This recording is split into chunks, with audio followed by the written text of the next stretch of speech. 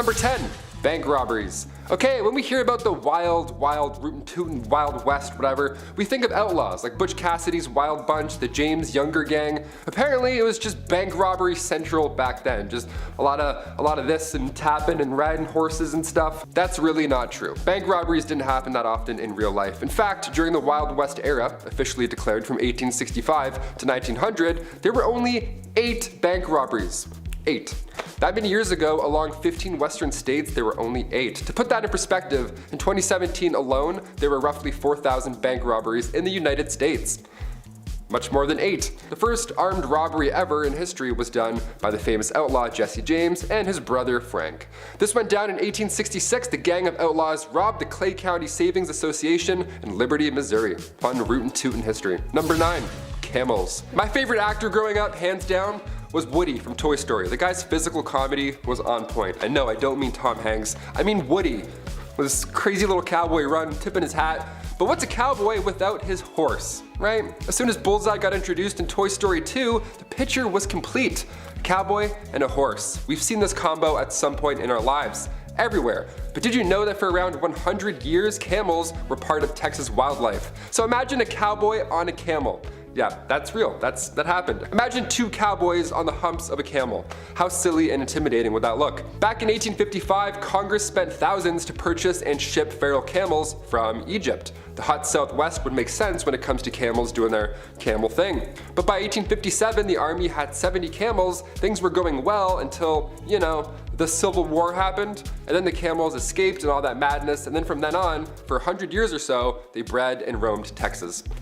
Yeehaw, on a camel, have fun. Number 8, cowboys. Alright, since we're talking about cowboys, let's really talk about cowboys.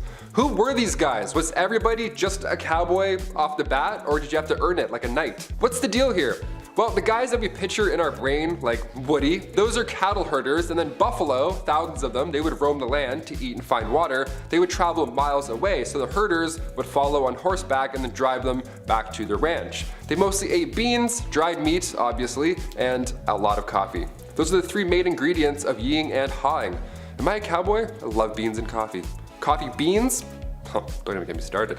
A classic Western outfit was the denim jeans and chaps, the leather covers that, go over your legs. The large rim hats were called Stetsons. Aside from looking cool, they were large enough to keep the sun out of your eyes. That hat would also double down as a drinking bowl for their horse. Sharing is caring. Number 7. Lady of the evening. I talk about these ladies a lot, I know. Not because I want to, but because that's history, baby. I mean, not that there's anything wrong with that. I'm window shopping only these days anyways. That's just the way she goes. A wise man once said, sometimes she goes, sometimes she doesn't. Way she goes, boys. When we think back and look at the Old West, you think of all the hard-working men and women who made the frontier possible. If it wasn't for those pioneers, we might not have the West Coast today. That means no vegan food. Oof. That being said, the brothels and ladies who laid down their lives are a huge part of that history. Some brothels became so wealthy that they even would invest back in their towns, buying schools, medical buildings, that kind of thing. The truth of the matter is, no matter how greasy it might seem, it just wouldn't be the Wild Wild West with a little girl power. Number 6, a banker. Look, it ain't really unusual, but you get shot at a lot. Bank robberies were not just in movies, no sir. To be a banker these days came with the territory of inviting unwelcome weapon-wielding bandits to hold you up. Apart from robberies, these banks had pretty much zero regulation too, so fraud and mismanagement was pretty commonplace. It's almost safer to keep your savings in a vault at home. Almost.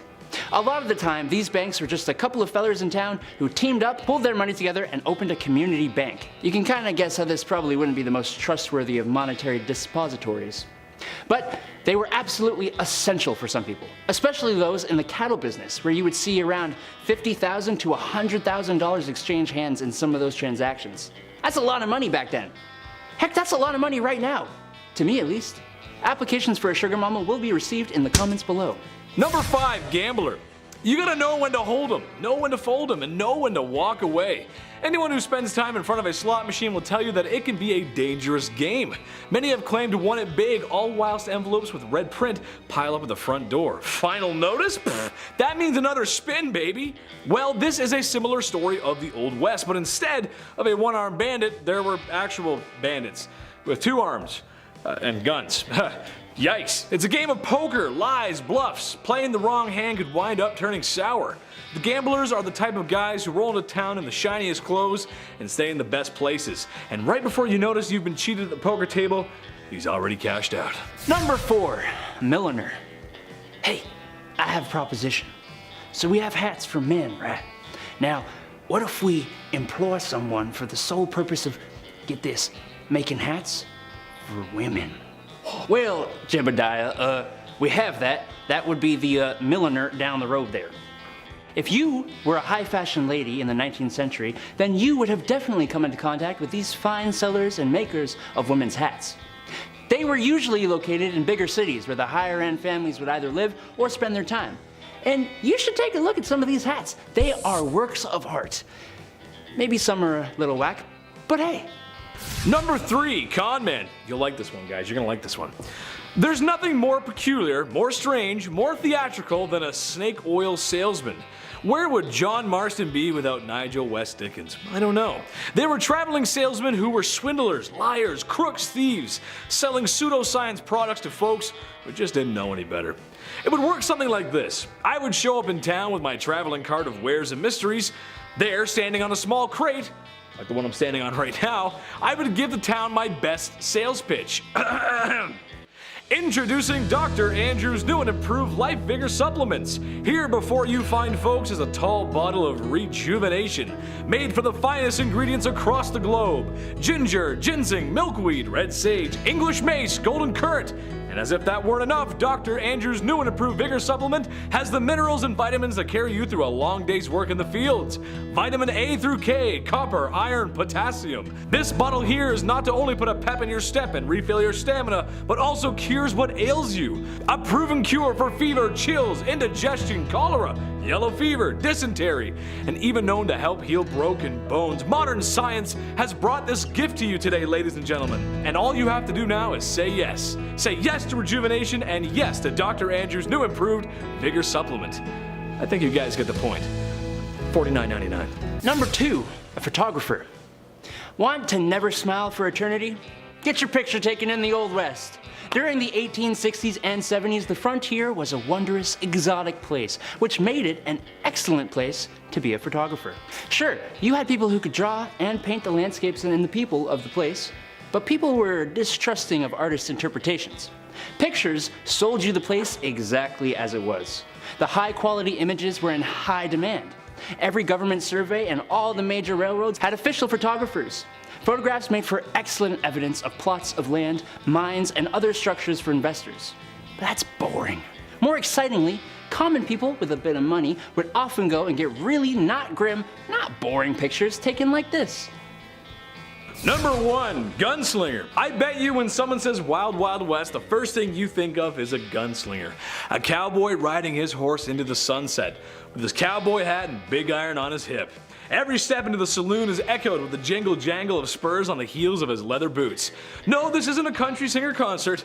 This is the Old West, the life of a lonesome gunslinger and outlaw, riding town to town, either getting away from trouble or looking for it, really. The same kind of folks who got their name up on a wanted poster. Just be sure Sheriff Stringbean ain't around to look for you, that's all I can say. Also, fun fact, bounty hunting is still allowed in the US today. That's crazy, who would've thought? Kicking off the list at number 10, medicine shows. Nowadays, medical shows are fascinating. Dr. Pimple Popper, I can weirdly watch that all day. There's something about animal rescues, home renovations, or chiropractic adjustments, I can never be bored. So back in the Wild Wild West, the 1860s to the 1890s, they had medicinal showmen. Yeah, these guys would go town to town, of course selling elixirs and tonics, but they would really nail this pitch. They would have pawns run ahead and plant themselves in the audience for these random medicine shows. That way when the world's greatest showman doctor arrives, he randomly picks an ill patient and then boom, just like that, they would be cured. One of the most successful of these elixirs was an elixir made by Kickapoo Indian Medicines from John Healy and Charles Bigelow. It was a mixture of herbs, roots, and animal fat, said to treat any illness, but really it was more of just a laxative, so you were just in the bush and hoping it got better. Number 9. Hop on my camel, partner. When you think of the Old West, you think long open ranges, spurs on boots, and cowboys riding camels? That's right, in 1855 the United States Army decided to import 75 camels to Texas. After all, the terrain in the Old West was fairly similar to the Middle East. The camels made supply runs between Camp Verde and San Antonio. But trouble began when the American Civil War broke out. Eventually the camels were sold off or simply let go into the wild, where they multiplied and began to cause havoc. So much so that folks began to spin urban legends, such as the Red Ghost, a 30-foot tall creature that made people quiver in their britches. When in reality, most people had never seen a camel before, and it was just a feral camel wandering the desert. But I mean, who knows? If Star Wars had a 30-foot camel in the snow, what's to say there isn't one running around in the American desert? Number 8. Missing mines. There's billions of dollars worth of gold lost at the bottom of the sea. It's there right now, waiting for you. Yeah, I'm talking to you. But if you don't have goggles, maybe swimming just isn't your thing, no sweat. Try the West. Whoosh. Yeah, there's dozens of lost treasure troves hidden in mines still to this day, like the San Saba gold mine or the Wheelbarrow mine. There's a few we have heard from in literature from old maps, but none compared to the Lost Dutchman mine. The legend has it that a man named Jacob Waltz, a German prospector, found the richest gold mine in the world. That's what he told his friends, and would we ever lie to our friends about gold and the location for it? No, absolutely not. The first gold rush was back in 1799. A young man named Conrad Reed found this yellow rock, had no idea what it was, and for years he and his father used it as a doorstopper. Yeah, they used a 17-pound gold nugget as a doorstopper.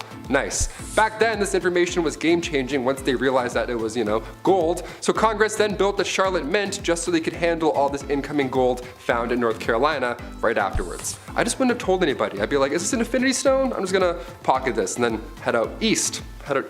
Number 7. The Bison Express. Humans are responsible for the disappearance on many, many wild animals in one way or another. It's usually our fault. Yeah, going back to the Wild Wild West, the year 1869 specifically, that's when the Pacific Railroad was done. It was open to the West to all these explorers, but now they were whipping across these wild lands in record speed, passing hundreds of bison every single trip. Eventually, it didn't take long for these railroads to advertise hunting excursions on these trains. So yeah, guests would climb aboard the top of the train cars and hunt on the top of the trains. Yeah, on the top they would just shoot these animals for sport. Obviously the train couldn't stop and go back for the bodies, so they would just leave them. This one man, Orlando Bond, nicknamed the Brick, he apparently shot thousands himself. He rode the express so many times his rifle caused him to go deaf in one ear. This was done purposely to deprive Native Americans of their food supply. Now our bison's number are incredibly low, something like 2% of what it once was, and humans, well, we're still pretty garbage. What do you know? Number 6. Alcohol. These saloons cowboys would visit, was there a bouncer? Did you need 2 pieces of ID? What was the drinking age back then? Well, besides the swinging saloon doors, it really wasn't a fun time at all. Alcohol back then, first of all, was basically just poison. Actually, it was literally poison sometimes. They had whiskey like 40 rods and Tao's Lightning. You have a couple of those and you're literally passing out in minutes. Nobody was getting cut off in old-timey saloons. The bartender wasn't like, hey, how about a water, buddy? Let's get you home. No, it was a show. They had this one drink on bar rail called tarantula juice. Yeah, happy 21st birthday. Go throw up. It was made from strychnine, which was actual poison. So when the whiskey wore off, the strychnine would be left over in the patron's body, and it felt like tarantulas were crawling all over your skin. Ugh, yeah, I'm good with a Bud Light Lime. Thanks, man. Number 5, the gold rush. Picture a billboard for the Wild Wild West, okay? What's on it right now? A cowboy tipping his hat in the corner with, 4 missing teeth, a sunset in the corner obviously, maybe a horse, and also a bunch of gold stacked up in a mine, right? Well, we've heard about the Wild West here and there, but was there really a massive gold rush? The California gold rush of 1849, despite what history commonly believes, wasn't the first big gold rush, not even close. The first one was back in 1799. A young man named Conrad Reed found this yellow rock right on his property. He had no idea what it was, and for years, he and his father John Reed used this rock as a doorstopper. You already know where I'm going with this. This 17-pound nugget of gold, which is worth a lot even today, back then this information was game-changing. Congress then built the Charlotte Mint just so they could handle all this incoming gold found in North Carolina right after. Then later in 1828, more gold was discovered, but this time in Georgia. This was the second rush. Then come 1848, James Marshall found gold at Sutter's Mill, California. After the third one though, that's when the thousands moved out west. That one had the biggest pull. So it's pretty big, but not the first. Number 4, the OK Corral. The shootout at the OK Corral went down on October 26, 1881. It's known as the most famous shootout in history. But should it be? Really? Going back to Tombstone, Arizona, it's 3 p.m. and we have men of the law and of course outlaws all in the same block. So naturally, trouble ensues. There's not enough land here for all of us, some rootin' tootin' shit. There were about 8 men involved in the rumble, but it barely lasted 30 seconds. Also, it's important to note the gunfight at the OK Corral wasn't even at the OK Corral. It happened near the intersection of 3rd Street and Fremont Street, right behind the corral. Yeah, details matter. 3 lawmen were injured and 3 cowboys lost their lives. Yeehaw. That was a sad yeehaw for you guys. This is why you don't organize shootouts at 3 p.m. I don't know, everyone's drunk, there's bad decisions, apparently there's bad aim. Just slam some milk, shake some hands, go home. Simple. Number 3, Helena duels. So we talked about the bizarre ways folks would settle beef back then. They would slam tarantula juice and shoot animals from the top of locomotives, have a 30-second fist fight in the middle of the day, and then go home. But have you heard of these Helena duels? It began, of course, in Helena, Texas, aka the toughest town on earth, at least it was back in the 1800s. The Helena duel began here. There's even a movie called The Duel with Woody Harrelson and Liam Hemsworth. They show this style of combat in a pretty brutal, Hollywood way. Both opponents had their left hands tied together with buckskin, and then each were given a small knife with an even smaller blade. It had to be short enough so it didn't reach any vital organ. That was the Texas trick. Then they're whirled around until they're dizzy, and then it gets really loud, really messy, and really bloody. Last man standing, pretty much. The crowd, of course, watches and places bets, which is always insane to me. I can't watch UFC sometimes. I don't like seeing things break, let alone a Helena duel. Catch me inside sipping milk, texting my ex. Hard pass, freaks. Number 2, train games. Entertainment was always a hit or miss when it comes to these historical lists. The Romans held gladiator battles with animals that drew in thousands of spectators from across the land. Well, in 1894, William Crush, a railwayman, had this event in mind that would for sure go down in history. Oh buddy, did it ever. William Crush wanted to secure the future of the railroad company in Missouri, Kansas, and Texas. And to do so, William made an entire temporary city appropriately named the City of Crush. Nice. There was a carnival for children to enjoy and all that jazz, but the main pull for adults was the train smash. The collision of 2 40-ton steam trains was meant to be the talk of the town. Look at these Goliaths as they smash, crush, into each other. How fun. Yeah, the trains collided, it worked, and the darndest thing happened. They blew up. Yeah, it's almost like they caused a disaster for popularity. Neat. 40,000 came in and many left injured. A couple of people sadly didn't leave at all. One survivor ended up getting 10 grand out of the deal. His name was J.C. Dean, and they lost their eye in the explosion, so the company gave them a lifetime railway pass. Just the thing you want right after that horrific event. Sorry about your eye, here's free PTSD as well, anytime you want. Enjoy. Crush was later rehired by the railway after it gained popularity. Yeah, this happened back then too. Somebody does something horrible, and then now all of a sudden they're famous. Hashtag chairgirl. And finally, coming in at number 1, Elmer McCurdy. This one is insane, I had to end with it. Elmer McCurdy, back in 1911, he decided to be a rootin' tootin' criminal, and he attempted to rob a train. Unbeknownst to him, that train was not full of gold, but rather passengers. Collecting a whopping $46, which back then was still pretty good, he was quickly shot by a lawman afterwards. This is where things start to get insane. Yeah, I say start. Elmer's body was embalmed and sold by the Undertaker to this traveling carnival. His body was an exhibit almost, with his story attached. And for the next 60 years, his body, this prop rather, was passed around, sold between haunted houses and wax museums. Eventually the guy's body, his real body, don't forget, ends up in California at an amusement park funhouse at Long Beach. Now, come 1976, there's a crew there filming for the $6 Million Man Show, and that's when Elmer's finger breaks off accidentally. Some key grips like, whoops, revealing it was an actual mummy. They went to film the $6 Million Man and ended up finding the $46 man in real life. Number 10, diseases. Dude, I had a toothache the other day, swelled up immediately. I would never have lasted in this era. Unfortunately, everyone, it wasn't called the mild West. And when people were sick, they got sick, like sick. For instance, cholera, shared along the Mormon and Oregon trails, killed loosely 6,000 to 12,000 people on their way to the California gold rush between 1849 and 1855. It's believed that more than 150,000 Americans died during the two pandemics from 1832 to 1849.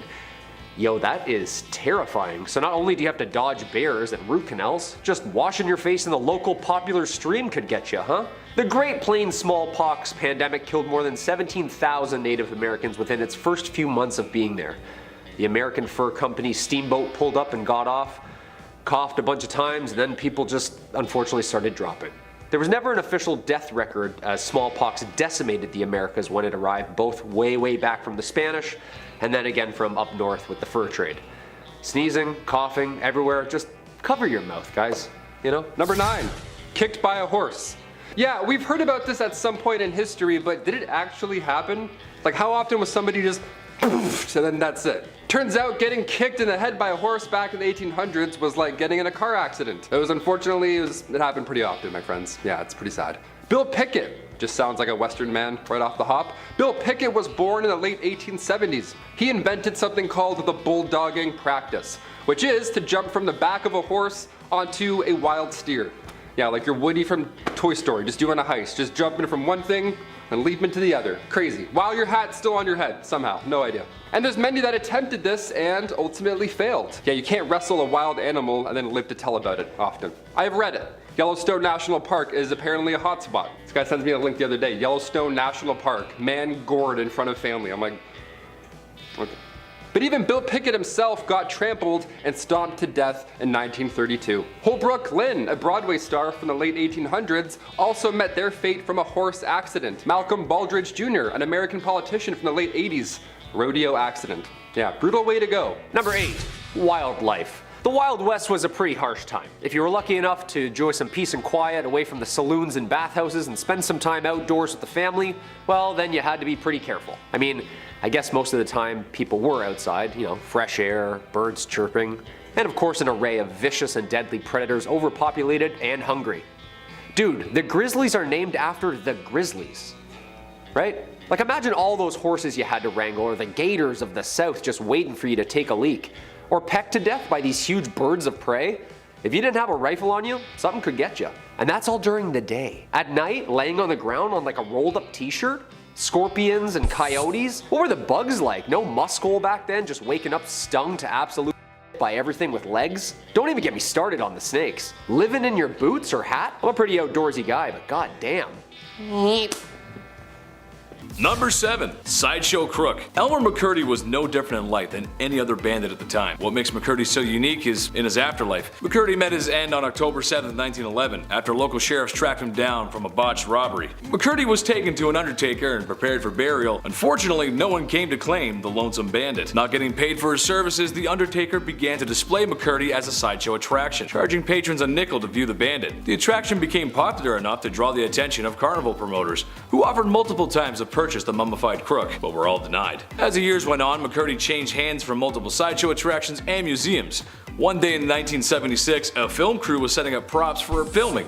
When someone began to move what they thought was a wax mannequin, it actually turned out to be poor old Elmer McCurdy himself. Eventually, McCurdy was laid to rest in a grave, where 2 feet of concrete were poured over his casket to make sure no one would come to steal the sideshow crook. Stay in the hole, partner. Number 6, cowboys and aliens. Long before the Roswell incident in New Mexico back in 1947, aliens might have actually visited us. Yeah, the report comes from 1896 from 2 men in California.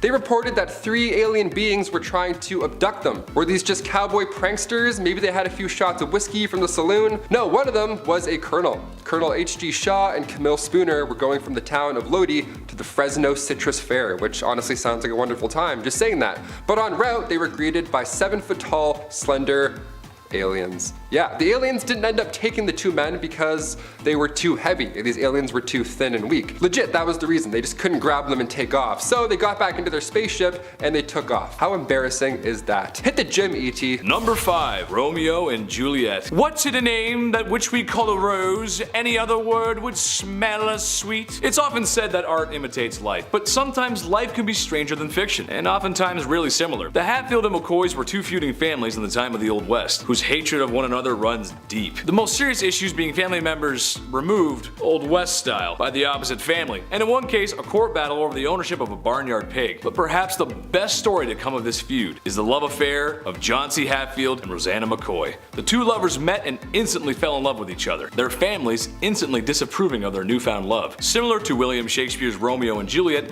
the star-crossed lovers story ends in tragedy. After multiple attempts to rekindle their love, including a daring rescue organized by Rosanna to free John C. from her own family, their love never resparked, and John C. went on to marry her cousin. It's said that poor Rosanna died of a broken heart. He loves me not. He loves me, he loves my cousin? Number 4. Bank robberies. If you're going to parody the Wild Wild West, you need a horse, you need a hat, and you need a big sack with a dollar sign on it. Apparently, wasn't it like Bandit Central? Weren't there bank robberies on every dusty corner in every dusty old town?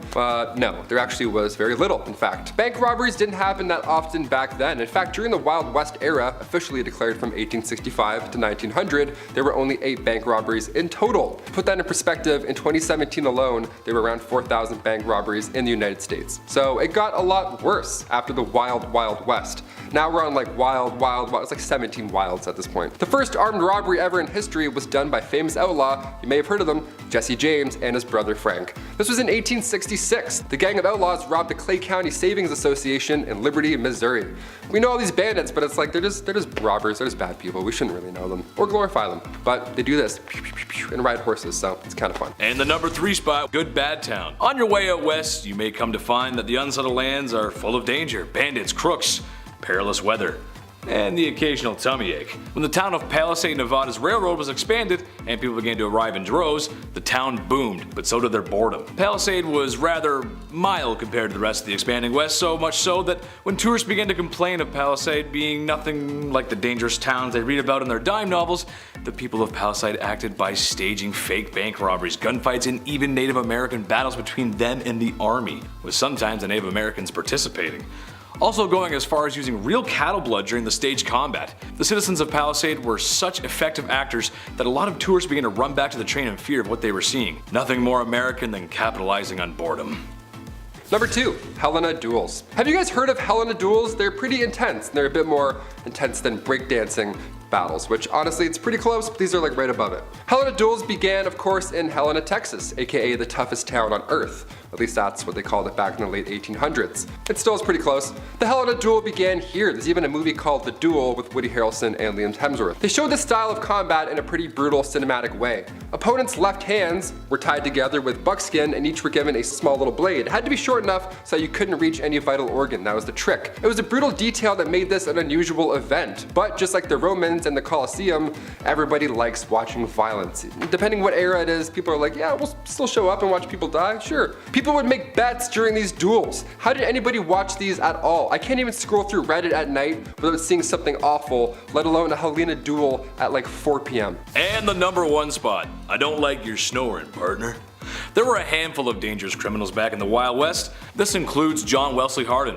Born to a reverend in 1853, his parents hoped he would grow up to be a preacher. He turned out to be one of the most deadliest outlaws to ever live. Hardin claimed many lives over the years, but most bizarre was when he shot a man for snoring. One night in 1871, while staying at a hotel, Hardin was having trouble sleeping due to the man in the next room snoring loudly. Hardin promptly shouted at the man to stop snoring. Irritated with no response, he fired several shots into the next room, claiming the man's life. After years of being an outlaw and spending a lot of time in jail, he was released for good behavior, where he then received a full pardon.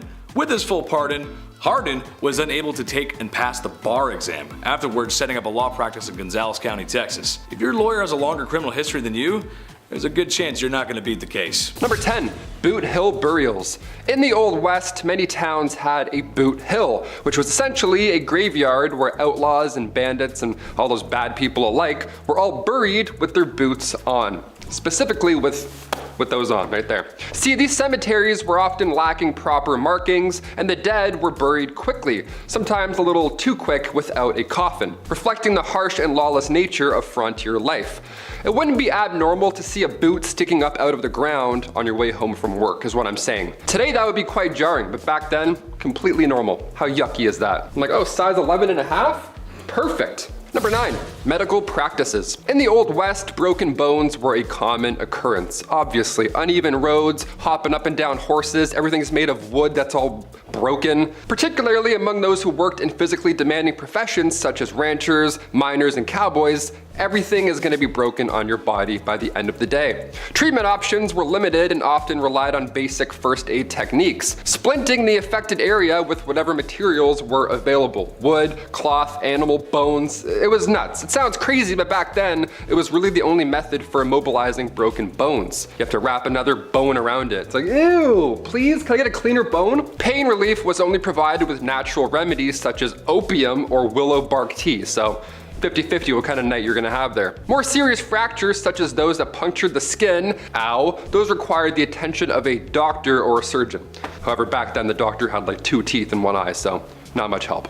Number 8, duels. Yes, duels. Let's talk about these. Duels, gotta say it all deep like. Duels were a common way to resolve disputes. Before YouTube comments, this was the only place to resolve any conflict, alright? In a traditional old Western duel, opponents would face each other, often with weapons, in front of a crowd at a designated location and time. Now, most of the time, these duels would end when somebody bites the bullet. Rarely would a duel end with 2 gentlemen shaking hands, getting over their disagreements. No, never happened. These confrontations, often over matters of honor, were deadly and a normalized part of the culture. Number 7, the gallows.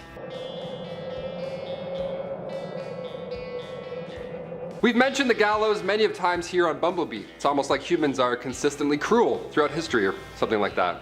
Odd. When it comes to meeting your fate in the Wild West, it sounds horrible to say, but with the rest of this list coming up, at least being hanged was fast. You know what I mean? And in the case of Tom Blackjack Ketchum, it was historical in a historically awful way. After a train robbery gone awry, or as I've said for 10 years, Ori, Tom Ketchum was held in prison until his date with the gallows arrived. But while waiting in prison, this man gained weight. The guy was eating good. He weighed around 200 pounds by the time of his demise. And dark detail here, but his body was so heavy when he was hanged that his head just kinda, I don't wanna say anything here on YouTube, but like his head, that's all I'll say, just. Number 6, topicals. If we know anything about doctors from history, is that sometimes they didn't get it right. Most of the time, super helpful. And then like sometimes, yeah, I have a cough. Here's some ammonia. Come on, you can trust me. Just call me Doc. You know what I mean? Doctors in the mid 1800s, wild west times were just like jarring and bottling everything up. Everything had a remedy.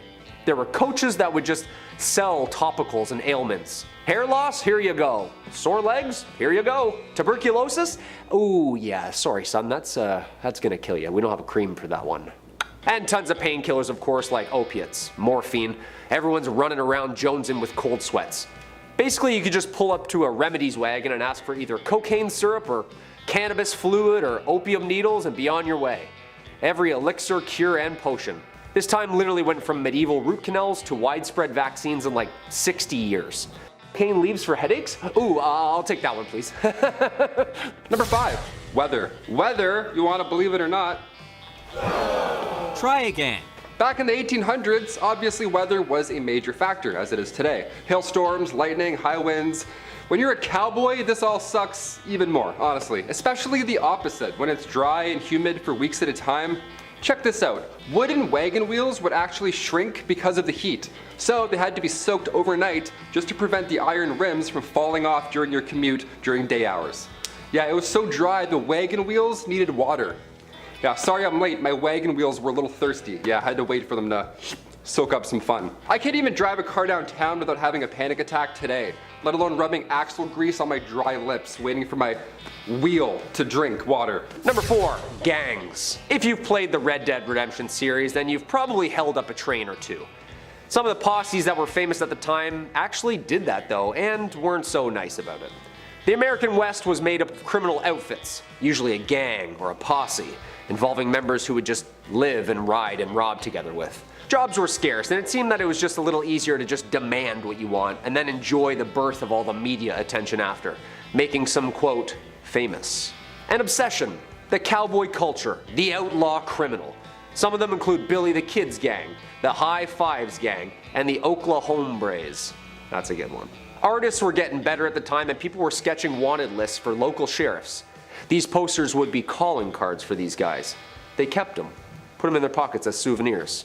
Charles E. Bowles, also known as Black Bart, held up a total of 28 stagecoaches without ever being caught, and even had the reputation of being a gentleman about it too, emptying strong boxes but never actually shaking down the passengers. There were even reports that he would even leave verses of poetry behind. Guy's a smooth criminal, huh? Number 3, the night after. I'm sure the Wild Wild West was wildly lonely. Definitely, this isn't news. Like Kyle said, we've played Red Dead Redemption, just wandering around alone. Sometimes you need more than a train heist, right? Sometimes you need love. Even if you have to pay for it with railroad bonds or whatever. Saloons have all the things a lone traveler could want, including STIs. Great, how much is, great, debit. We'll just pay for all this in one swift tap, I guess. The famous Wild Bill Hickok, okay? He had a rough go. Guy had some troubles after a few saloons, okay? He was dipping around in a few bars and yeah. Alexander Fleming wasn't born until 5 years later in 1881, so penicillin wasn't around to save any cowboys at this time. Number 2, battles. The archetype of the Old West period is generally accepted by historians to have occurred between the end of the American Civil War in 1865 till about 1890. The American frontier, also known as the Wild West, is the geography, history, folklore, and culture associated with the American expansion mainland that settlers started in the 17th century and ended in 1912. This era, giving rise to the expansionist attitude known as manifest destiny, which was the belief that Americans were supposed to travel and expand west. But with that came a lot of conflict. You can't just waltz in and throw up a house when someone else lives there already, you know? Years of warring tribes and bands, colonist battles, ego-filled duels, and the aggressive pillaging of land stolen took countless number of lives. Yeah, countless, like we'll never actually know the accurate number. Roughly 750,000 lives were lost in the Civil War. Yeah, nasty stuff. And finally, number 1, Helena duels. Beginning, of course, in Helena, Texas, Helena duels were violent, awful. This activity came from what was then the toughest town on earth. And again, this is back in the late 1800s, so what that even means, I can't even compare. The Helena duel began here. There's even a movie called The Duel with Woody Harrelson and Liam Hemsworth. It's not a great movie, but it's a history lesson in itself. A Helena duel puts our opponents' left hands tied together, right? They're just tied together with buckskin or something that smells awful, and you have to just fight each other using one arm. Now, of course, in Western fashion, there was a weapon or two involved that I don't want to get too deep into on YouTube, so it got pretty gory, it got pretty violent. The only rule here was that they can't bleed too much. Awesome, that's a great fun rule, like whipping that one out on Saturdays. Hey, no one bleed too much or else, you know, then we gotta stop. I thought UFC was brutal, let alone a Helena duel, starring Liam Hemsworth, of all people. Really? Number 10, Pearl Hart. Pearl Hart was a notorious figure in the American Wild West, known for involvement in a stagecoach robbery. Her life story is often intertwined with the tales of the Old West and the outlaws who sought adventure and fortune during that era. Pearl Hart, whose real name was Pearl Taylor, was born in Canada in 1871, but was later moved to the United States and became involved in various activities, including acting and singing. In 1899, Pearl Hart and a companion, Joe Boot, decided to rob a stagecoach in Arizona. The stagecoach was en route from the Globe to Florence, carrying passengers and valuables. The stagecoach robbery did not go as planned, as Pearl Hart and Joe Boot were not experienced criminals, and their attempt was somewhat amateurish. They failed to obtain a significant amount of loot, and after the failed robbery, Pearl and Joe was captured by law enforcement. They were then later arrested and brought to trial, and Pearl Hart and Joe Boot were tried for their crimes. During the trial, Pearl presented herself as a victim of circumstances, arguing that she had committed the robbery due to personal circumstances. She was convicted and sentenced to only 5 years in prison. As for Joe, nobody knows. Pearl Hart's life after her release from prison remains somewhat of a mystery. After serving about 2 years of her sentence, she was released due to good behavior, and Pearl Hart's belief was dramatic stint as a stagecoach robber contributed to her lasting notoriety as the annals of Wild West history. Her story became a part of a lore surrounding outlaws and characteristics of American frontier. Number 9.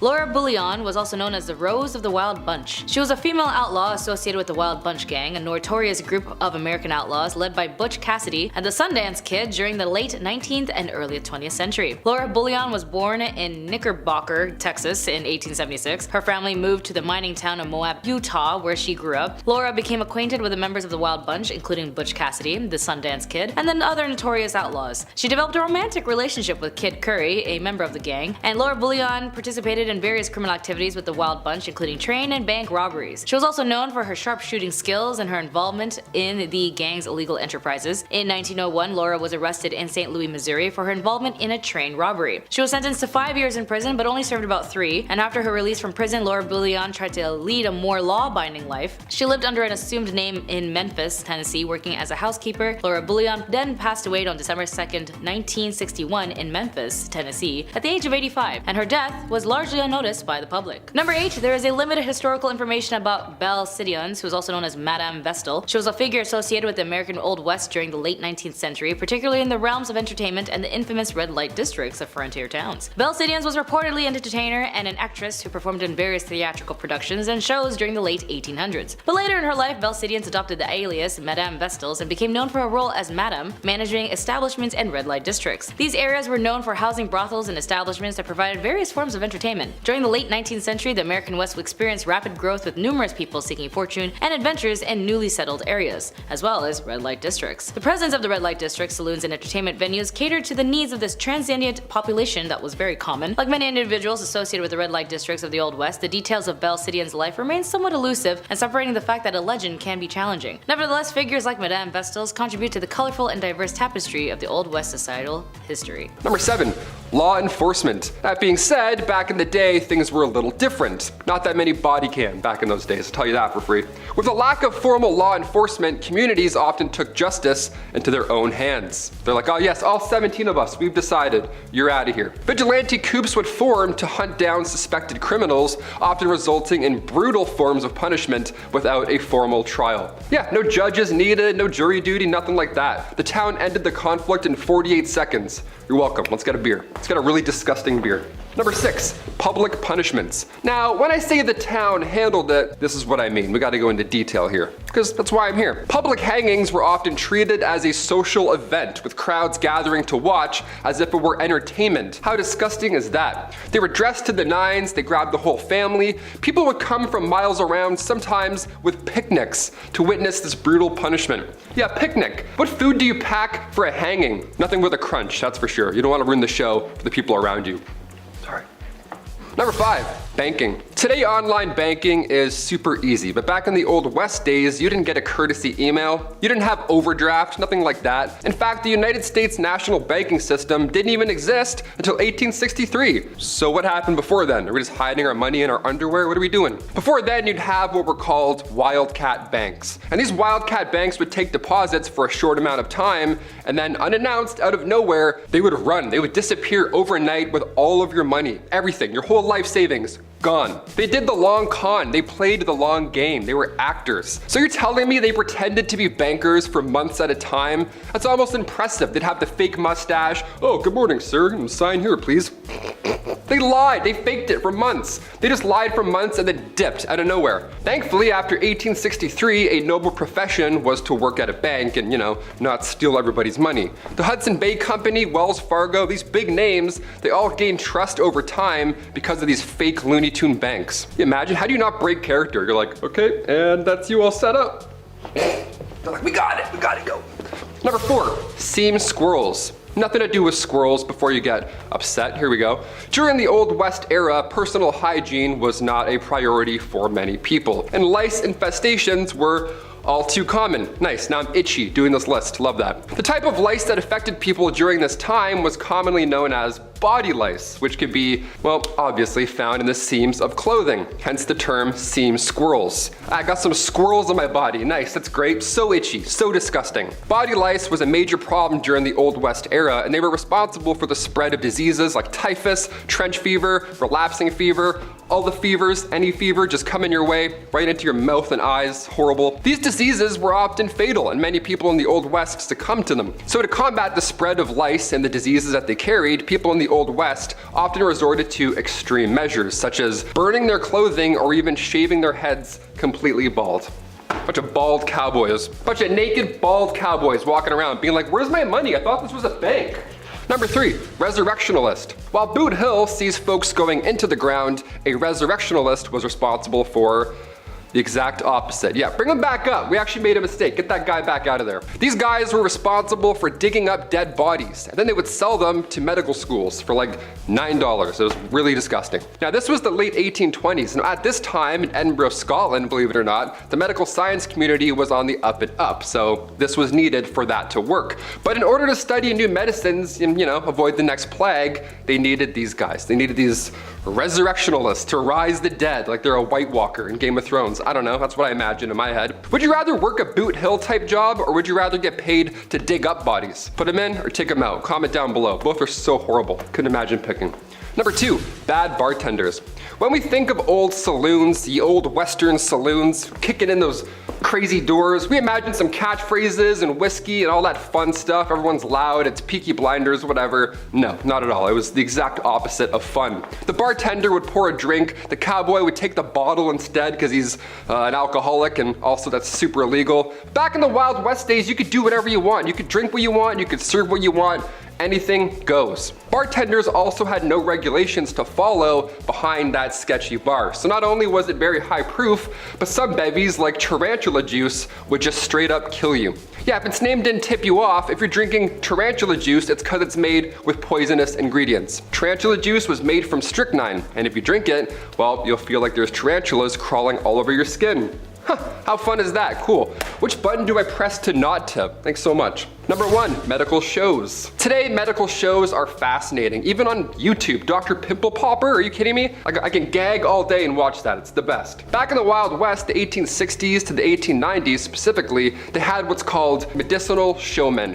Now these guys, these showstoppers, they would show up in your town selling elixirs and tonics because everyone needed one, of course. Everyone needs to live a happy and comfortable life, but they were full of lies. Don't listen to these guys, all right? These professional medicinal showmen would have pawns run ahead, stay in your town, and then wait. They would plant themselves in the audience before these random demonstrations of amazing medical elixir shows began. So they'd call up random audience members, one of these being their buddy, and then these magical elixirs would treat their ailments just like that. What an amazing show. I'm in. I'm gonna buy this immediately. One of the most successful of these elixirs was the elixir made from John Healy and Charles Bigelow. It was a mixture of herbs, roots, and animal fat, and it was said to treat any illness back in the day. But in reality, it was an extremely strong laxative. So imagine finding that out on the way home. You're like, hey, I'm exploding out of my body. What's going on? I don't think that worked back there. Kicking off our list at number 10. Seam squirrels. I love squirrels. Being Canadian, we see quite a bit of them. They're a little too friendly for me at times, but they're great. During the Old West era, seam squirrels were, well, not what you think. Personal hygiene was not a priority for many people back then, obviously, and lice infestations were unfortunately quite common. Now, the type of lice that affected people during this time was commonly known as body lice, which is pretty horrible. That could be found in the seams of clothing, hence the term seam squirrels. Yeah, not actually a squirrel at all. It's just body lice. Gotcha. Body lice, of course, was a major problem during the Old West era, and they were responsible for the spread of diseases like typhus, trench fever, and relapsing fever. Relapsing fever? I haven't even heard of that one. That's terrible. These diseases were often fatal because, ye Old West, and many people in the Old West succumbed to them. To combat the spread of lice and the, one of many diseases that they carried, people in the Old West often resorted to extreme measures, such as burning their clothing or even shaving their heads completely. That's why you see old cowboys and they look like they're stressed. They have no hair, their clothes are just gone. You're like, what happened? Lice. Lice happened. Some people also used remedies like vinegar and kerosene to try and kill the lice. So yeah, it was a rough time either way. Overall, lice infestations were a significant health concern during the Old West era, and they played a significant role in the spread of disease. Yeah, it wasn't just rats in the medieval era, it was also lice, which is even grosser in my opinion. Number 9, Old West dental. I could use some Old West dental recently. I'm chewing on one side right now, you know what I mean? In the Old West, dental hygiene was not a priority for everyone. They couldn't afford it. And also, dental care was often very sparse. You couldn't really find it anywhere for that matter. People generally didn't have access to modern dental tools or products, and many did not have regular access to any dentists at any point in their life, which is a sad but real fact. That would suck, I'm terrified. However, there were some basic dental hygiene practices that people in the Old West may have followed to keep their teeth, somewhat in their heads, keep their gums not rotten. Didn't do much, but it did something. There were toothbrushes. Not many, but you know, wasn't as good as Oral-B. There was some stuff. More often than not, you'd have to use twigs or chew on mint, that kind of natural survivor stuff. Some people may have also used a cloth or a rag to rub their teeth clean. Yeah, don't forget your tooth cloth before you go on vacation, I guess. Gotta and then put it back in your pocket. Your old woody teeth, gotta rub those. Access to professional dental care was limited in the Old West. Some towns, some had dentists, but all they did back then was just pull out the problem. They didn't give you a crown. They're like, which one hurts? All right, get out of here. All without anesthesia, so that's a great time. You're gonna remember all of it. Other options included a community toothbrush, which is hilarious to think about and also so sad. Yeah, some public establishments had a public toothbrush. Can you imagine?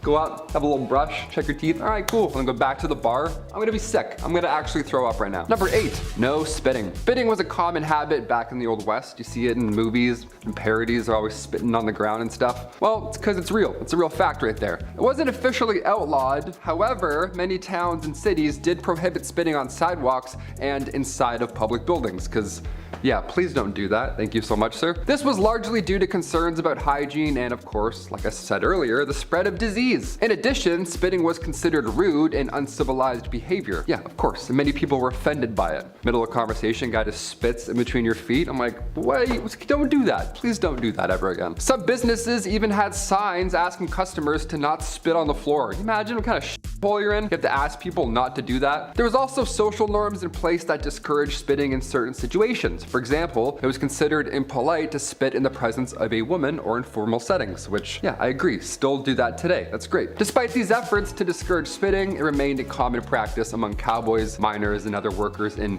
the Old West. They're like, yeah, I have shit in my mouth. I don't know, we don't have water. I'm gonna spit. Sorry. Number 7, Rose Dunn, also known as the Rose of the Cameron, was a legendary figure associated with the American Old West. Born in 1878, Rose Dunn gained notoriety for her romantic entanglements with outlaws and her involvement in the activities of the Wild Bunch Gang. Rose Dunn was also born in Indian Territory, which later became Oklahoma in 1878. She came from a large family and her brothers were also known for their involvement in outlaw activities. Rose Dunn then became romantically involved with George Bitter Creek Newcomb, a member of the Wild Bunch Gang led by Bill Doolin. The Wild Bunch was notorious for its involvement in train and bank robberies, as we know. In 1895, a shootout occurred in the Dunn family ranch involving lawmen seeking to capture Dunn brothers and their associates. During the confrontation, Rose's brother John Dunn was killed and her older brother George Dunn was captured after the death of Bitter Creek Newcomb. Rose Dunn then lived more of a settled life and she married Charles Albert Noble, a farmer, and they had a family. Rose and Charles lived in Cathridge, Missouri. Rose Dunn then passed away on February 5, 1955 in Parachute, Colorado. Number 6. Sarah Jane Newman was born in Tennessee in 1817 and later moved to Texas. Also known as Sally Skull, was a figure associated with the Texas frontier during the mid-19th century. Her life story involves elements of violence, crime, and romance, contributing to her notoriety in the history of the American West. Sarah married George Washington Skull, a Texan and a participant in the Texan War of Independence. George Skull operated a ferry and owned a ranch in a location known as Skull Crossing in the San Antonio River. The crossing was an important point for travelers and cattle drives, as the Skull family became involved in violent feuds with the Taylor family over land and cattle. This feud escalated and resulted in several killings on both sides, with also casualties in 1867 during the height of the feud. Sally Skull was widowed after her husband George Skull was killed. Following his death, she sought out revenge and killed several members of the Taylor family. And after the killings, Sally Skull was captured and imprisoned. She was definitely tried for the deaths, but was charged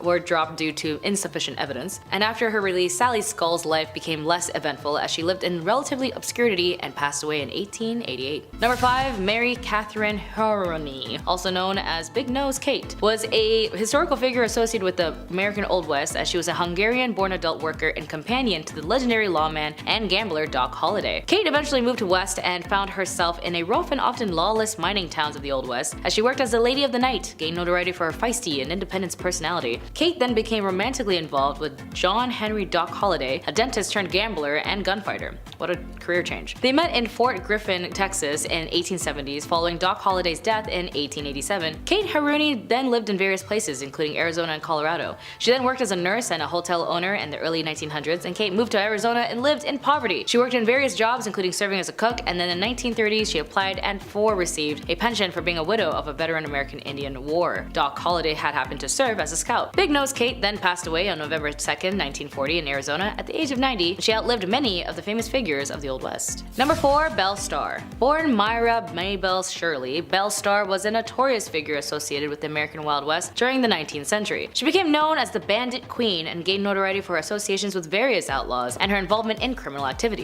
Belle married several times, with her famous marriage being the outlaw Cole Younger, a former member of the James Younger gang. After Younger, she then married Sam Starr, a Cherokee outlaw, which contributed to her connection with the Indian Territory, present-day Oklahoma. Belle Starr was also known to associate with herself with various outlaws, including Jesse James, the Younger brothers, and the infamous Dalton gang. Her connections to these outlaws and her involvements in horse theft and other illegal activities contributed to her reputation. Belle Starr and her husband Sam Starr lived in the Indian Territory, where they ran a horse ranch, and their ranch became a haven for outlaws seeking refuge from the law. Belle Starr was arrested several times for various offenses, including horse theft. However, she often managed to avoid lengthy imprisonments, and her criminal activities continued. Belle Starr's life came to a violent end when she was shot and killed on February 3rd in 1889 while riding home from a neighbor's house. The circumstances of her death remains somewhat of a mystery, and the identity of the killer was never actually established. Belle Starr's life exploits became part of the Wild West folklore, and over the years, she had been portrayed in many books, films, and television shows, contributing to her enduring legend. Number 3. Etta Place. Etta Place is one of the mysteries of the American Wild West, as her true identity and details of her life pretty much remains uncertain. She was associated with the famous outlaws Butch Cassidy and the Sundance Kid, as we also know them, and is often considered to have been romantically involved with the Sundance Kid. Despite her connections to these historical figures, she is very little known about Etta, as Etta's place, true identity, and background are unclear. Her real name and place of birth and details about her early life are not actually known at all, and some historical sources suggest that she may have been born in the United States, while others propose that she could have just been European or South American origin. Etta Place is also best known for her association with Butch Cassidy, aka Robert Leroy Parker, and the Sundance Kid, whose actual name is Harry Alonzo Longabo, and she traveled with them during their exploits in South America, where they sought refuge to escape law enforcement in the United States. In the early 20th century, Butch Cassidy, the Sundance Kids, and Etta traveled to South America, where they continued a life of crime, and they are believed to have engaged in bank and train robberies in countries like Argentina and Bolivia. The fate of Etta Place is uncertain, as some theories suggest that she may have perished alongside Butch Cassidy and the Sundance Kid in a shootout with the Bolivian authorities. However, there is actually no conclusive evidence to support this theory, as there may be other theories that Etta Place's true identity, with some speculating that she may have had used multiple names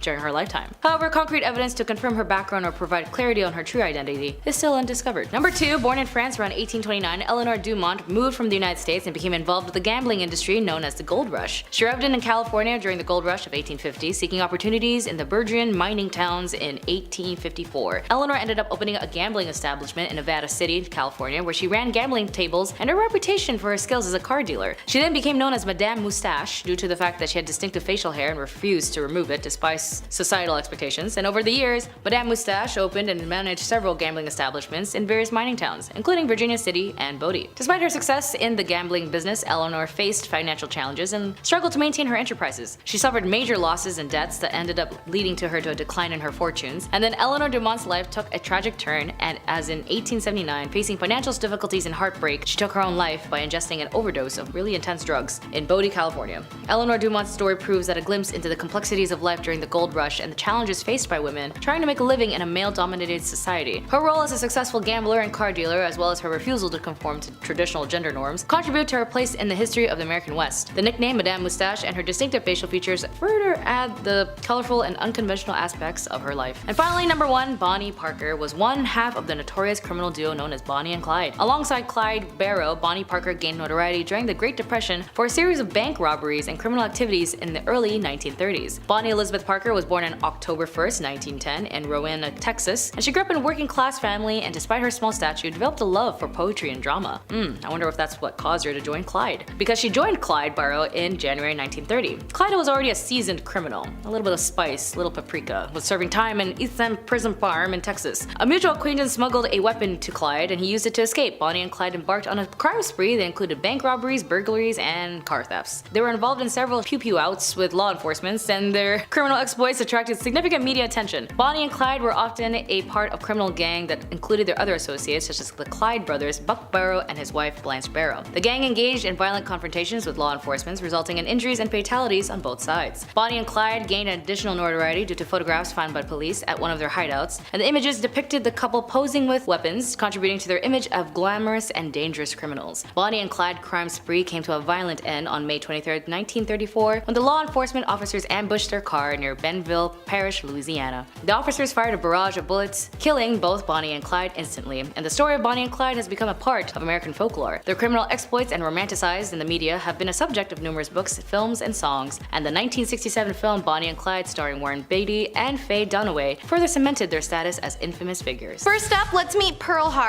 And let me start by saying that there's like 3 Pearls on this list. Wild West was a big fan of that name. And Pearl was a big fan of the Wild West. She was born in Canada around 1870, and by 17 she was married to a gambler and on the train to the Americas, running from her terrible father and a life of disguising herself as a boy to commit thefts to scrape by. At 22, she attempted to divorce said husband to pursue further opportunities in the West. A total ride-or-die dandy, Pearl's husband upped his life to chase her down, and when he found her, Pearl was already living it up with cigarettes, liquor, and even morphine. He won her back, but only before being drafted. After her husband left to fight in the Spanish-American War, Pearl, who was using her old cross-dressing ruse to commit thefts and crimes alike, met a man named Joe Boot, who was a career criminal. They robbed stagecoaches for a while before she was caught and jailed. Hart is famous for saying, "I shall not consent to be tried under a law in which my sex had no voice in making." She was eventually released, to jail having helped her find sobriety, new skills, a career, and how to read and write. But the rest of her life is kind of unknown. America was shocked and thrilled by the idea of a female outlaw, and Pearl earned endless infamy from the age of 19. Newspapers clamored for interviews with Hart, while Cosmopolitan, a new magazine at the time, was obsessed with her and often sent reporters to try and get quotes out of her. The Old West never saw another woman like her. And Pearl wasn't the only one taking advantage of male privilege. Meet Charlie Parkhurst. And from 1812 until their death in 1879, nobody knew Charlie was biologically a woman. There's no official documentation on what Charlie identified as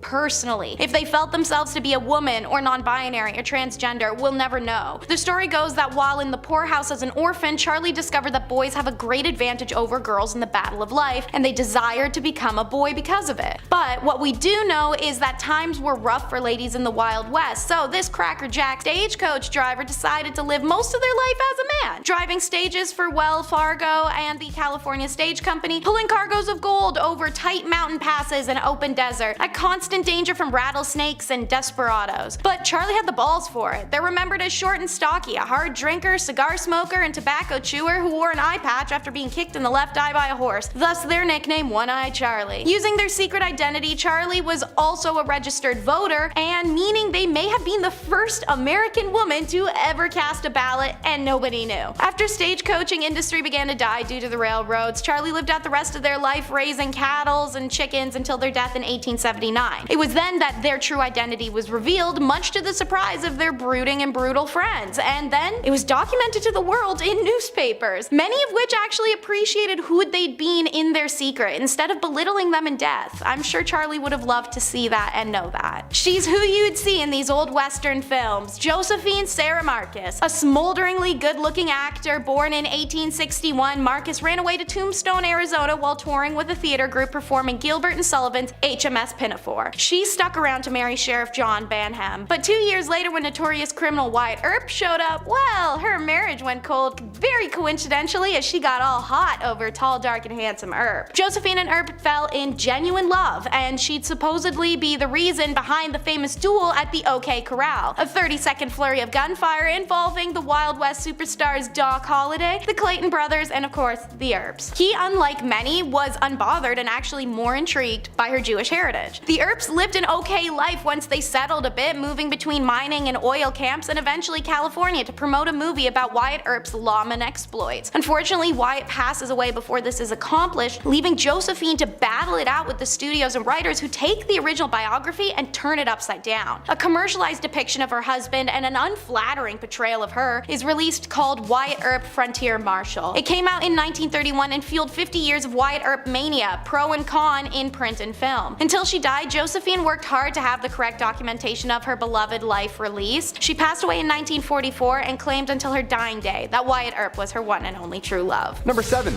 Communal towels. Ugh, this one's so rough. It's exactly what you think it is. It was a ride. Today we have paper towels that you pump like 13 times just to get a little sheet. Or sometimes, if you're lucky, that Dyson air drying thing where you just dip your hands in for like 13 seconds and then it's done. You're like, oh, the future is here.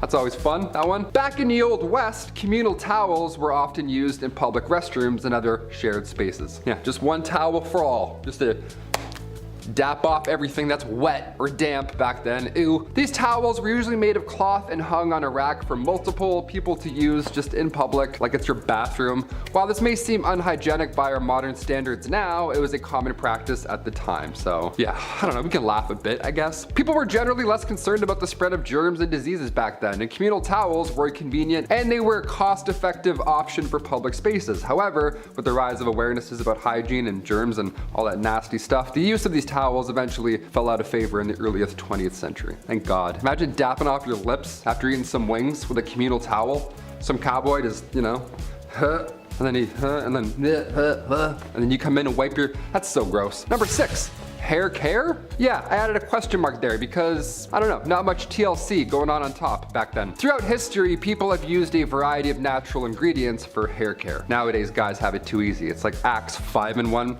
It's like hair, armpits, legs, feet, all like, no way you can do all of that. Popular methods in the Old West were whiskey and castor oil. Yep, all on your big exposed head, right in the sun, there you go. Pantene Pro V wasn't a thing then, so folks were rubbing their heads clean with castor oil. That's a nightmare. Whiskey was believed to help cleanse the scalp and often promote hair growth, while the castor oil, that option, that was thought to moisturize and condition the hair. So that'd be a fun 2-in-1 back then, that's great, put that in the stocking. These ingredients were readily available and most importantly, they were affordable, making them popular, but also, realistically, it was their only option. Guys doing whiskey, he's like, yeah, let's clean it up, clean up top. It's so hot.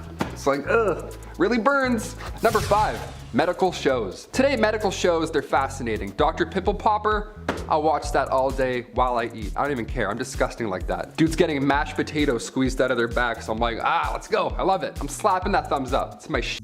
Back in the Wild West, the 1860s, the 1890s, you know, they had what's called medicinal showmen. These are, what an absolute joke, what a con. These guys would go town to town selling elixirs and tonics, everything one needs to live a happy and comfortable Western life, but they were full of lies. None of this shit is true. These professional medicinal showmen would have pawns run ahead and plant themselves in the audience before these random demonstrations of amazing medical elixirs, right? These shows, bunch of bullshit.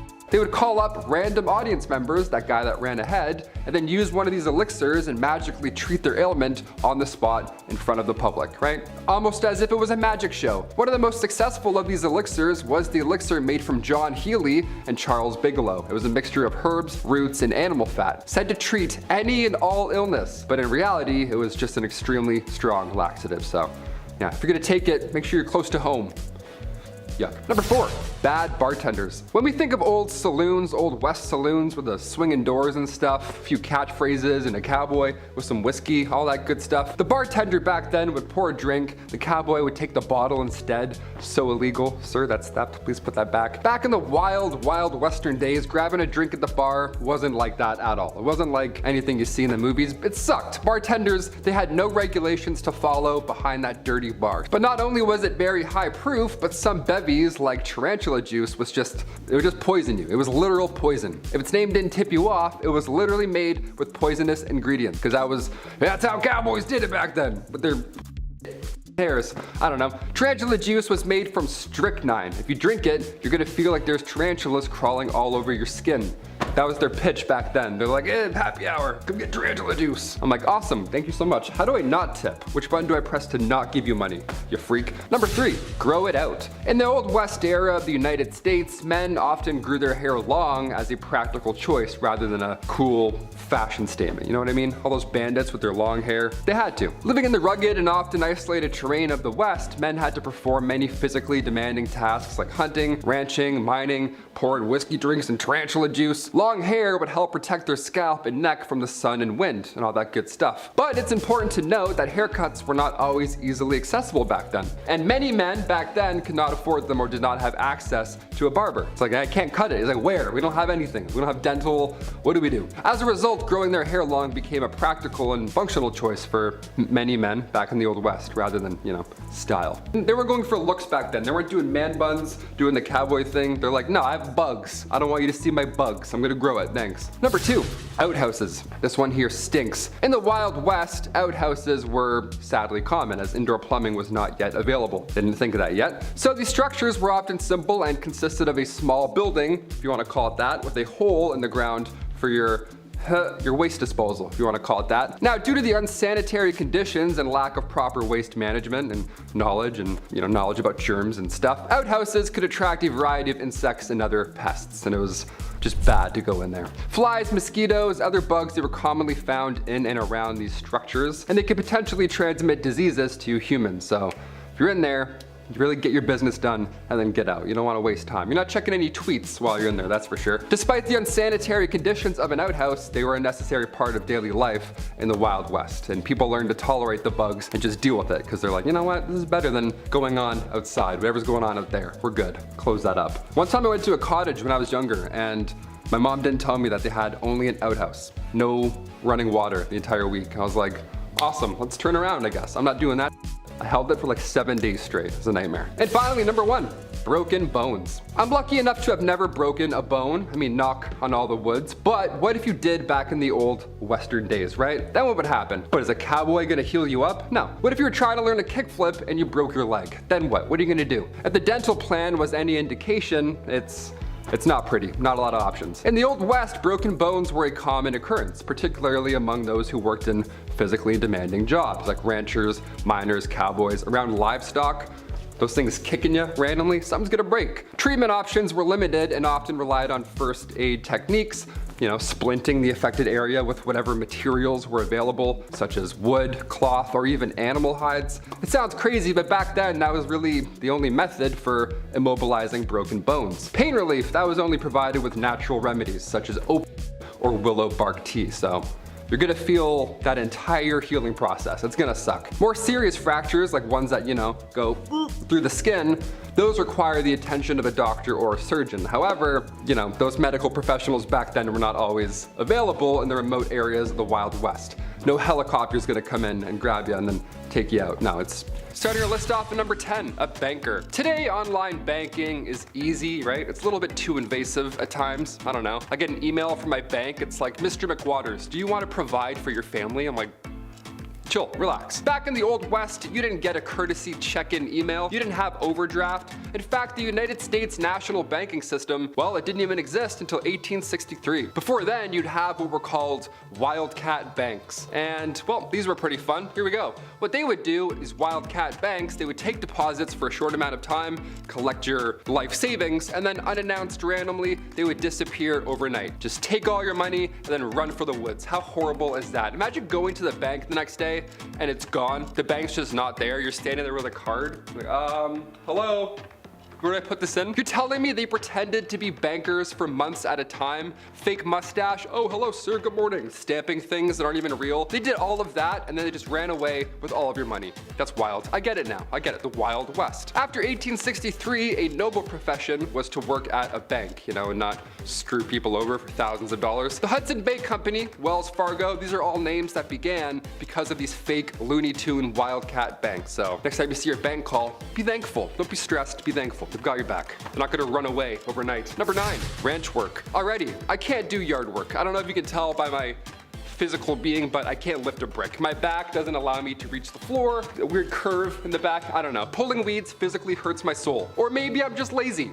One of the two, I don't know. Either way, the Old West would have been the end of Taylor McWaters. To be a cowboy, it meant lots and lots of ranch work. It wasn't all yees and haws and kicking around. A lot of the time you were protecting your cattle. That's stressful, right? All that meat just sitting there in the 1800s, good luck. Cowboys earned between $25 to $40 a month. Yeah, which sounds laughable now, but today that would be around $1,500 a month, which is fine. I mean, for a cowboy, I don't know, it's a bit less than. Do cowboys get sick days? Probably not. They probably just get sick. Number 8, railroad work. This is one of the few jobs from the Old West that I actively see every single day coming to work. Living downtown, they're always adding trains and bridges and not finishing any of them. And ideally, you don't want any toxic substance traveling down those lines, right?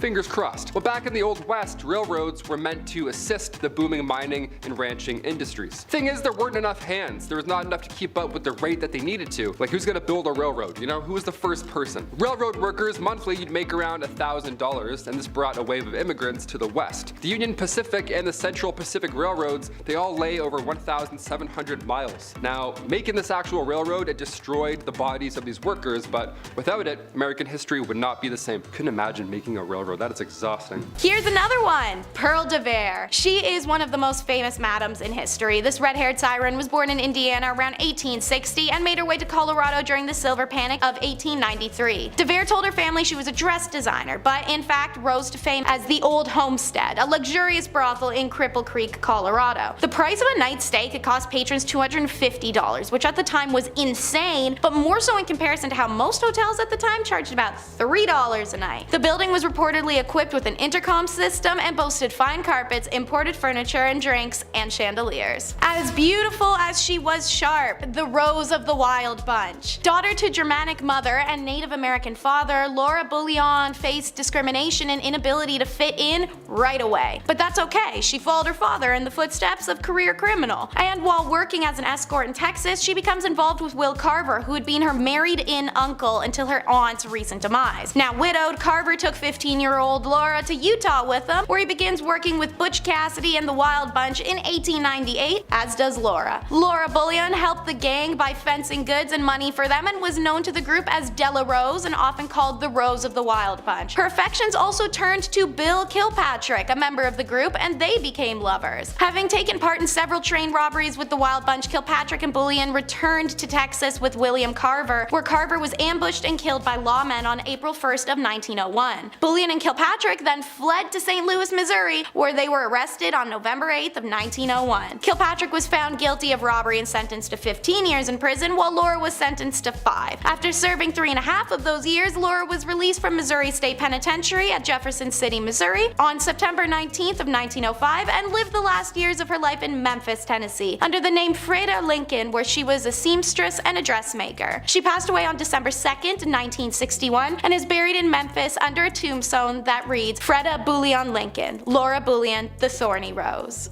Next, Mary Ellen Pleasant, the most powerful black woman in the Golden Rush era. Historians indicate that Pleasant was most likely born a slave but got her freedom at an early age. She worked on the Underground Railroad as a young adult, ushering enslaved people out of the South and into the northern states. Like many others seeking their fortunes during the gold rush, Pleasant and her husband moved to San Francisco. Here, she works as a cook and waitress and a professional eavesdropper. I know we're all taught not to be nosy, but Mary Ellen learned from the conversations of wealthy patrons, intentionally listening in for valuable information. She took what she learned and began applying it as banking and monetary skills that launched her immediately upwards. She took what she learned to help build a substantial fortune and eventually became one of the richest women in the city. Pleasant was an astute investor whose portfolio included real estate, railroads, restaurants, boarding houses. Pleasant's wealth, however, could not shield her from racism. In 1866, a streetcar conductor in San Francisco refused to let her board because she was black. Outraged, Mary Ellen sued, and the case went all the way to the California Supreme Court. In a historic decision, the courts ruled that segregation on streetcars was illegal in California. However, in return, the Supreme Court reversed the damages Pleasant had been awarded in a lower court ruling. You win some, you lose some, and sometimes you get both. And now it's Donna Barcello. Described as the supreme queen of refinement and fashion, Donna Barcello was a prominent saloon owner and a professional gambler in Santa Fe in the 1830s and 1840s. Barcello was recognized for her charm and sharp business skills, which helped her establish as an influential member of high society during the heyday of the Santa Fe Trail. In 1835, Barcello opened a hotel and casino in the city center of Santa Fe. The establishment encompassed an entire city block and featured lavish decorations including chandeliers, drapes, mirrors, and imported furnishings. The casino became a destination for local socialites and trail travelers for its opulence. Barcello oversaw the casino's operations and regaled patrons as one of the card dealers, widely known as the best dealer dealer of the card game Monte across the entire Southwest. Seeking trade deals and investments that increased her wealth and social status, exercised economic and political sway, she made her fortune from real estate and gold ventures in addition to her casino. And when the American civilian government established itself in Santa Fe during the Mexican-American War in 1846, Barcella allied herself with Americans and assisted them by providing information and at times money. Accounts and representation of Barcella were often embellished by those who had labeled her the Queen of Sin.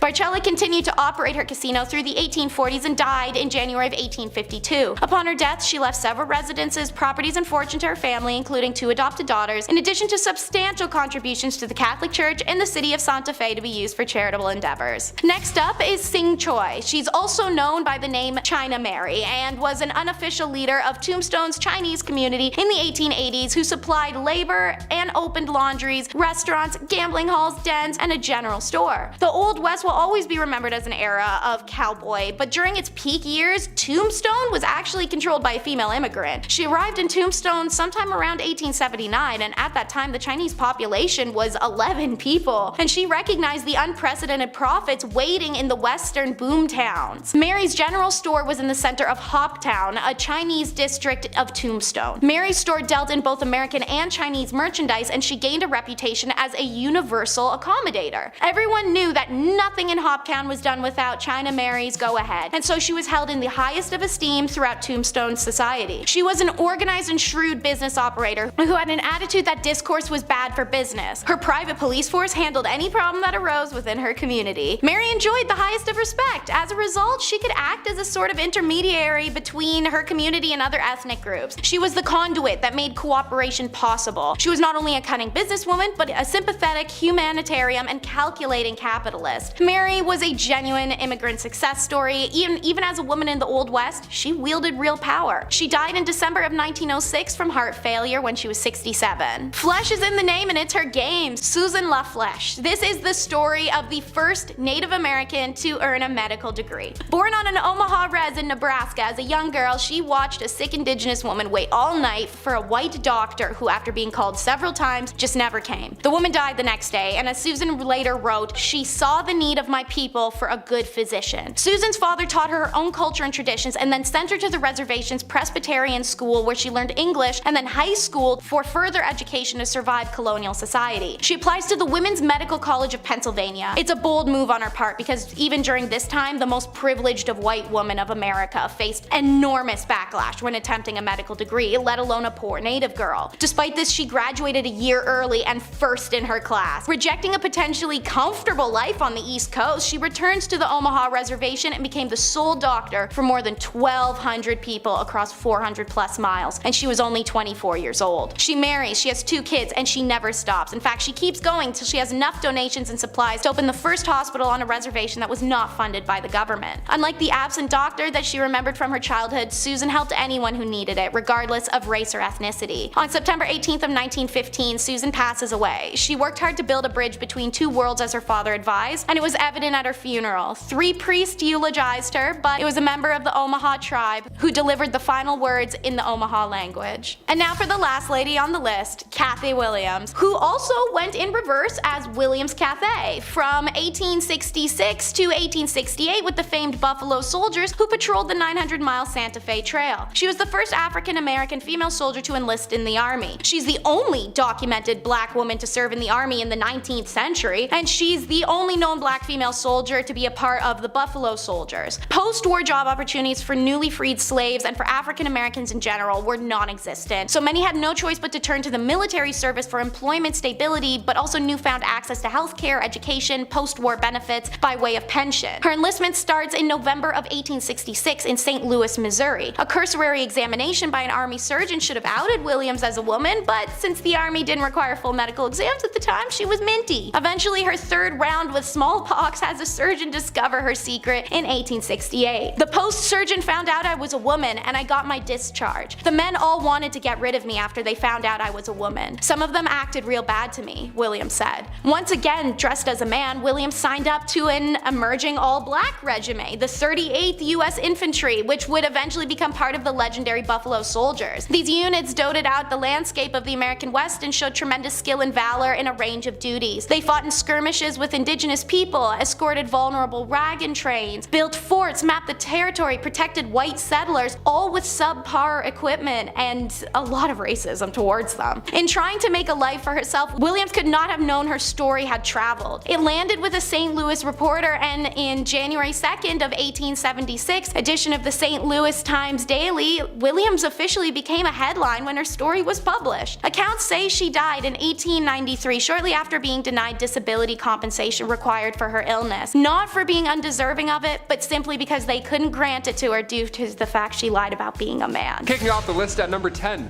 going the distance. First things first, how much was an IPA back in the 1800s? That's why we clicked this video, right? That's all we want to know. Some beers today cost like $13 at the bar. What's going on? Nowadays we have happy hour, drink specials, wine pairing suggestions that go along with your meal. We have affordable alternatives today at the bar.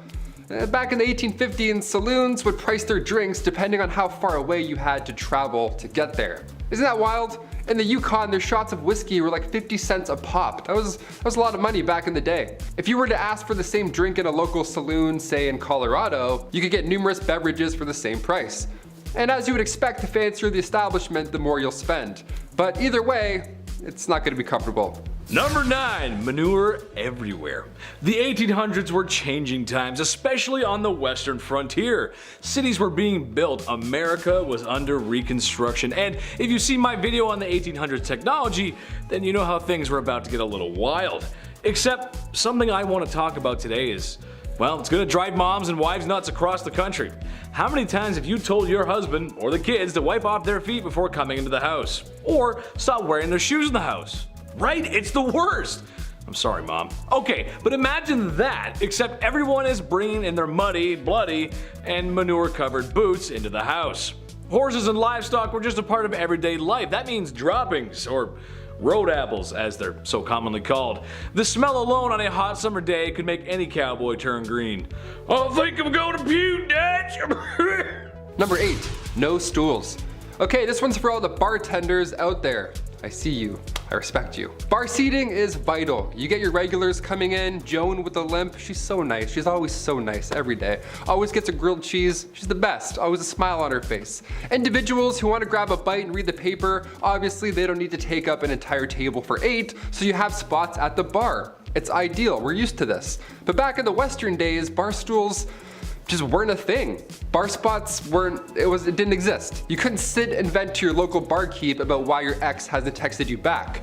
They didn't have stools at the bar, they just had the rail at the bottom for your foot. Just that little bar rail there for the little lean right there. A nice cowboy lean. Yeah, I'll just eat fish and chips standing up leaning. Awesome. Just the thing you want after walking in the sun all day long.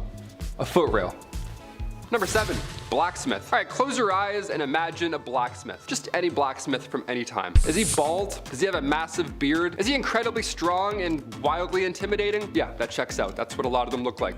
Missing teeth, banging something pretty loud, that's a blacksmith. Frontier times were almost a golden time for blacksmiths, believe it or not. Hammers, horseshoes, new railroads, it checks out. No, they didn't need any chainmail, but a saddle wouldn't hurt, that's for sure. We could use a saddle. They would earn up to $200 a day. Blacksmiths were always busy in the Old West. They doubled as auto repair services really at the same time. I mean, I don't know. A guy comes in with a busted up carriage. Well, now you're a mechanic. Yeah, go fix this wooden car. Good luck, you have one day. Here's 10 bucks. Number 6, journalism. Believe it or not, the newspaper business cleaned up shop back in the frontier. Everyone wanted to know what the tea was. Tucson, Arizona, for example, back in the day, back in 1831, that one town had 5 different newspapers. Yeah, even though there are only 465 residents, there were 5 different papers. That's stressful. How do you keep up with that much news? I mean, to be fair, before radio and television, yeah, there's probably lots to talk about all day long. That's pretty much all you can do, just talk all day long, so I get it.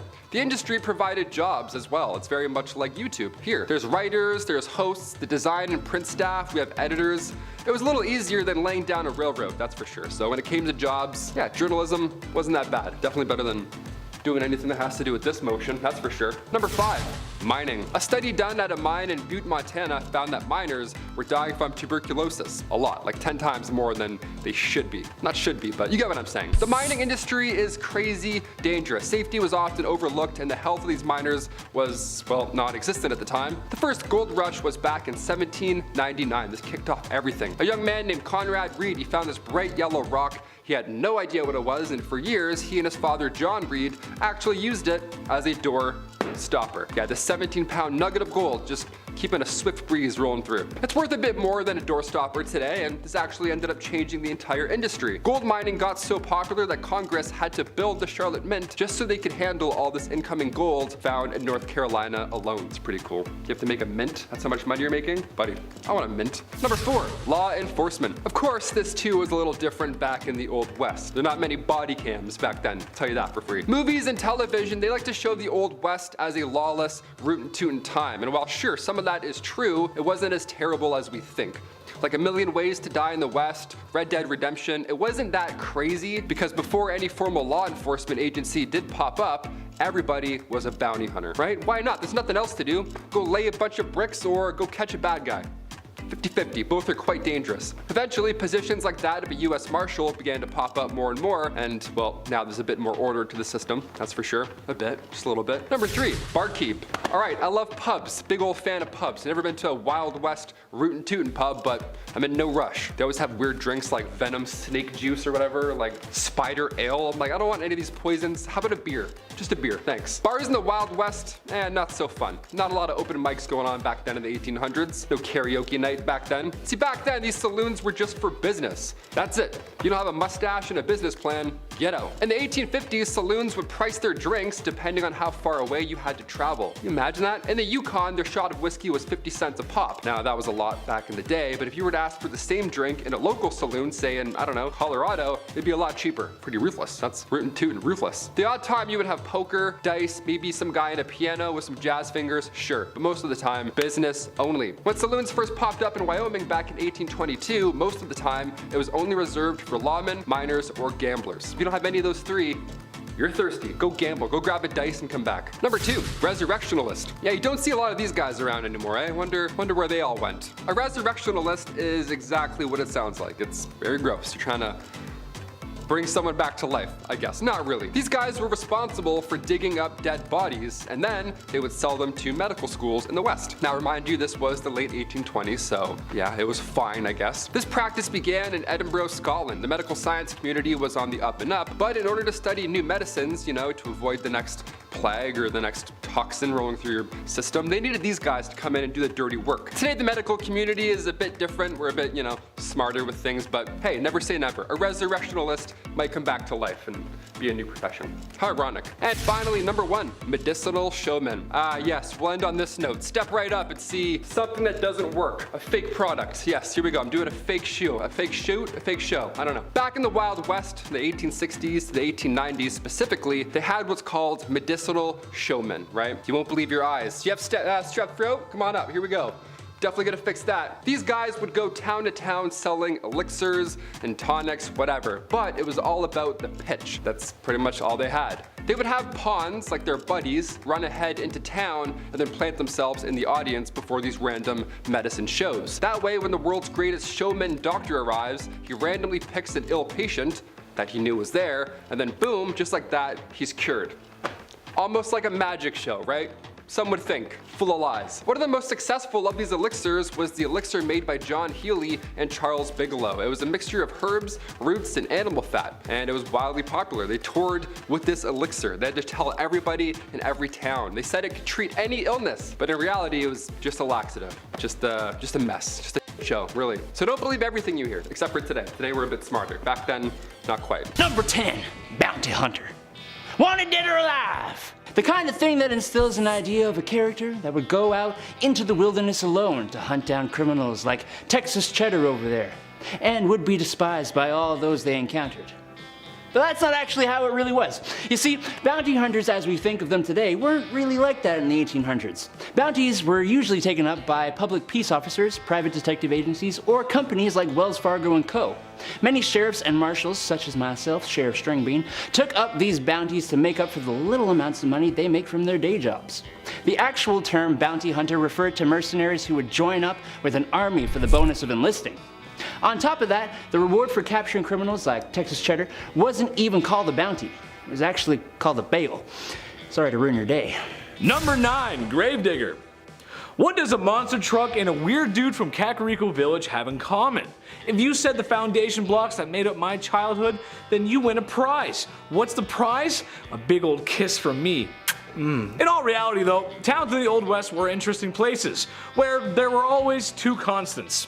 Sand, and folks would probably end up in the ground, or that sand. So after the proper proceedings had taken place when someone croaked, it was time to dig a hole, or in these poor souls' cases, a lot of holes. Cholera outbreaks would keep a gravedigger busy for days. However, I thank the gravediggers for their service. I mean, someone had to do it. People like to give them a bad rap because they spend all their time with cadavers. That doesn't mean they're weird social outcasts. Well, except for Dompe and Seth from Red Dead Redemption, and well, the ones from Hamlet. Those guys are pretty weird, actually. Oh boy, maybe we should just keep our distance from them. I don't know, I'm getting out of here. Number 8, saloon owner.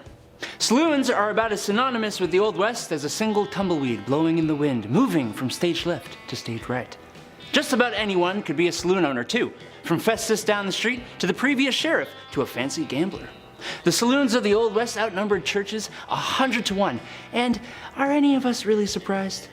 You'd see one general store, one doctor, if you're lucky, and then like 3 saloons all on the same street. It's actually probably one of the most usual jobs on this list.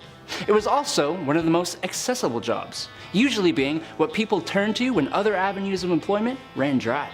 It would even be what you did while saving up money to buy farmland or to run for your office in your government. And in a town where everyone and their moms knows you as the guy who serves the liquor, you ain't gonna have a hard time getting elected. I kinda wanna be a barkeep now. Number 7, duels at high noon. Let me paint a picture for you, partner. It's a warm summer night, and you find yourself sitting at a card table in a saloon that's named after a barnyard animal. The piano is blasting a ragtime tune as waiters bustle about, serving drinks to unruly cowboys that fill the establishment. In front of you are 3 unsavory characters, each more than the next. As the night goes on, so do the poker chips. And when one gentleman ain't taking kindly to his losses, some insults about each other's mothers are exchanged. A powerful slap reaches the man across the poker table, matching the energy of Will Smith on an Oscar night.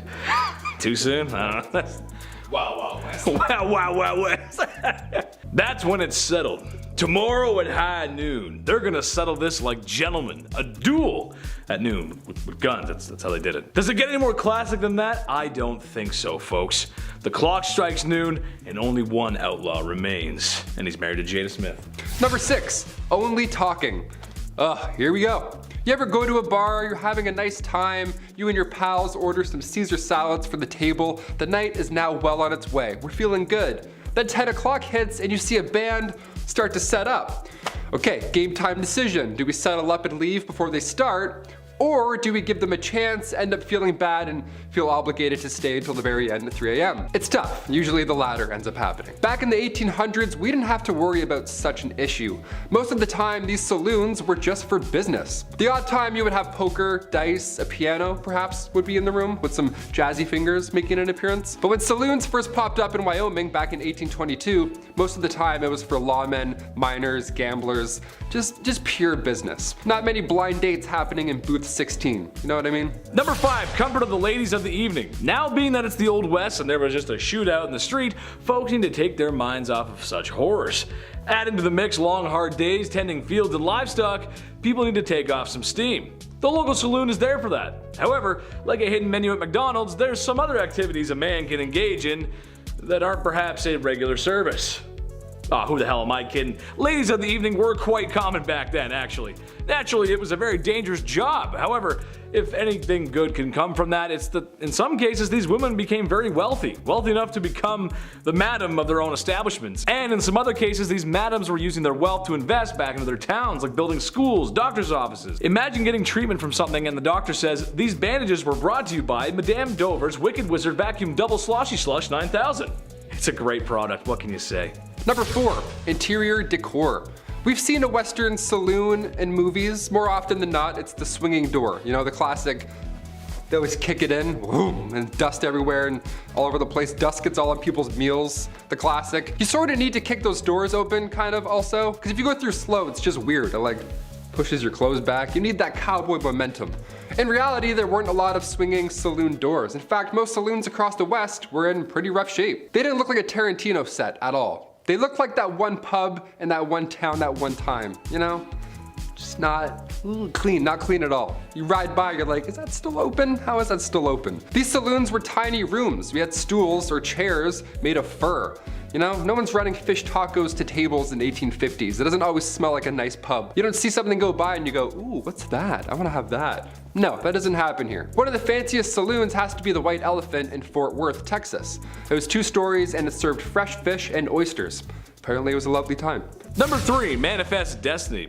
The destiny of America. There's a famous poster somewhere. It's like an angel guiding the pioneers west. It's like pointing, doing something like that. Back to the history. What is manifest destiny? Well, for our non-American audience, it was this very core belief that since America had won its independence and begun expanding west, that they were destined to do so and keep expanding. And expanding. Why should the freedom train stop here, right? Coast to coast, baby. And maybe buy Alaska from Russia, since, well, they're not really using it. Okay, and maybe Hawaii. They got pineapples or something, I don't know. Alright, maybe even heavily influenced places that are beyond US borders. But all that American influence and imperialism starts here.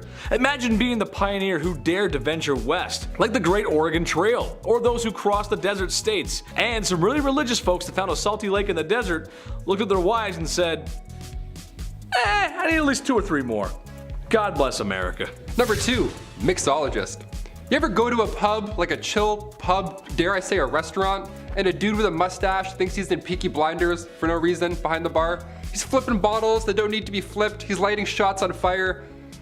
Guy, it's 12:45 in the afternoon. What's your soup of the day? Where did this come from, historically? Where did the cool bartender role come from? I'm trying to order a Cosmo, but he won't stop doing stunts. In the 1800s, bartenders were referred to as mixologists. They were top dog. They had to be. They were the fanciest guys in town. We're now doing impressions of these guys today, you know, with the bow tie, and we pour it in fancy ways, because around the late 1800s, saloon owners were growing rapidly. So now you needed to have something special, something unique for the town, like say a witty mixologist who can twirl his mustache as he pours a drink without looking. Great, now the town feels special, it feels unique. Manuals for bartenders came out around the 1860s, that's when things started to get more serious.